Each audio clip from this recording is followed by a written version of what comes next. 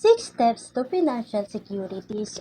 Number 1, increase cash flow. Meron tayong dalawa para ma-increase ang cash flow natin. Una, earn additional income. Pwede tayo magdagdag ng additional income.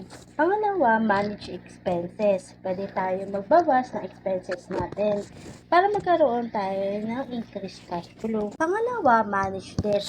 Itong debt na to, ito yung sumisira sa financial house natin. Kaya dapat mawala or mabawasan ito. Kapag create ng emergency fund, pwede tayo mag-save ng 3 to 6 months income natin. Kapag may emergency fund tayo, pwede tayo mag-prepare for medical emergencies. Pang-apat, ensure proper protection. Kapag may protection tayo, napoprotektahan natin against loss of income. Napakaganda kapag may insurance tayo. Ito yung protection natin. Pang-lima, build long-term savings. Ganda kung